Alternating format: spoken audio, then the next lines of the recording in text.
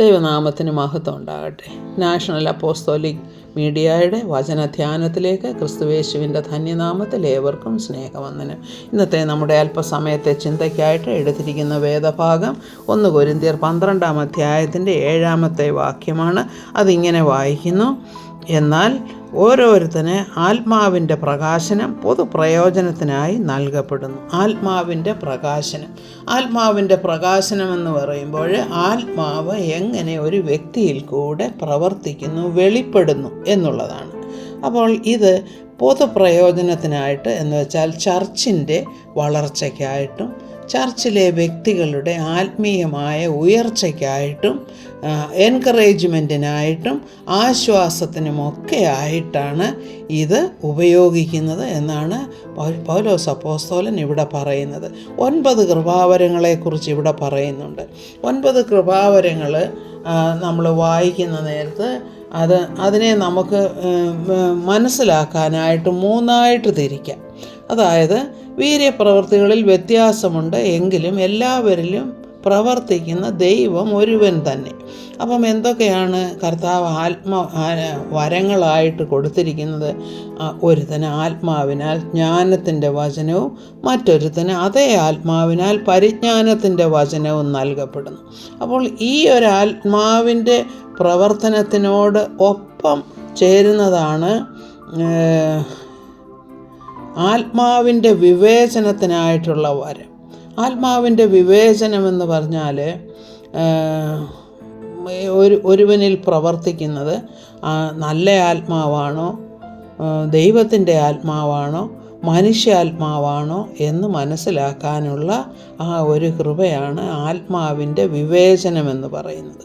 പിന്നെ 3 വരങ്ങളുള്ളത് vocal gifts ആണ്. ആ വോക്കൽ ഗിഫ്റ്റ്സിലാണ് ഭാഷാവരത്തിൻ്റെ വ്യാഖ്യാനവും, അതായത് ഭാഷകളുടെ വ്യാഖ്യാനവും പ്രവചനവരവും വരുന്നത്. ഇനി നാം ഭാഷകളുടെ വ്യാഖ്യാനം അങ്ങനെ അധികമൊന്നും കേൾക്കുന്നില്ല. ഭാഷാവരം അന്യഭാഷ നമ്മൾ ഉപയോഗിക്കുന്നുണ്ട്. പക്ഷേ പലപ്പോഴും പലരും നിർബന്ധത്താലാണ് ഈ ഭാഷാവരം ഉപയോഗിക്കുന്നത്, അല്ലാതെ ആത്മാവ് കൊടുക്കുന്ന വിധത്തിലല്ല എന്ന് ദുഃഖത്തോടു കൂടെ പറയേണ്ടിയിരിക്കുന്നു. എന്നാൽ ഭാഷാവരമുണ്ട്. ആ ഭാഷാവരമുണ്ടെങ്കിൽ അതിന് വ്യാഖ്യാനവുമുണ്ട്. അപ്പോൾ ആ വ്യാഖ്യാന വരത്തിനായിട്ടും നമ്മൾ പ്രാർത്ഥിക്കണം. ഇനി പ്രവചനവരം എന്ന് വെച്ചാൽ എന്താണ്? ഒരു വ്യക്തിക്ക് ആശ്വാസത്തിനായിട്ട് അല്ലെങ്കിൽ പ്രയോജനത്തിനായിട്ട് ആത്മീയ വർധനയ്ക്കായിട്ട് നാം ഒരു വ്യക്തിയോട് നല്ല കാര്യങ്ങൾ പറഞ്ഞു കൊടുക്കുന്നു, അവരെ എൻകറേജ് ചെയ്യാനുള്ള കാര്യങ്ങൾ പറയുന്നു. ഇതൊക്കെയുമാണ് പ്രവചനമെന്ന് പറയുന്നത്. പ്രവചനമെന്ന് വെച്ചാൽ വചനം തന്നെയാണ് നാം അതിനുപയോഗിക്കുന്നത്.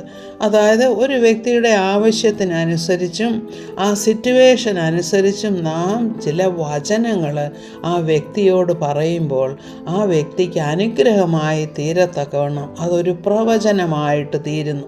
പ്രോഫസി, അതായത് ഭാവിയിൽ ചില കാര്യങ്ങളൊക്കെ പ്രതീക്ഷിക്കാം എന്നുള്ള ഒരു കാര്യമാണത്. അപ്പം 2 കൊരിന്ത്യർ 1:20 പറയുന്നുണ്ട്, വാഗ്ദാനങ്ങൾ അനവധിയുണ്ട്. ഇനി കർത്താവ് തന്നിരിക്കുന്ന വാഗ്ദാനം എന്താണെങ്കിലും അതിൻ്റെ മറുപടി ഉവ്വ് എന്ന് തന്നെയാണ്. അതായത് നമുക്ക് വചനം കർത്താവ് തന്നിട്ടുണ്ടെങ്കിൽ ആ വചനത്തിൻ്റെ നിവൃത്തി അത് എപ്പോഴും പോസിറ്റീവാണ്. ആ വചനം കർത്താവ് നിവർത്തിക്കുകയും ചെയ്യും.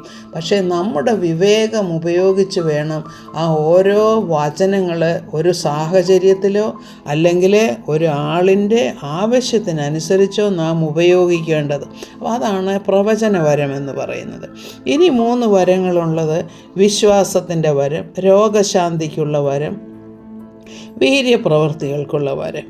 ഇത് ശക്തിയുടെ വരങ്ങളാണ്. അതായത് രോഗസൗഖ്യം വേണം നമുക്ക്, ചില കാര്യങ്ങളിലൊക്കെ അത്ഭുതങ്ങൾ നടക്കണം നമുക്ക്, അതുപോലെ നമ്മെ വിശ്വാസത്തിൽ ഉറപ്പിക്കുകയും വേണം.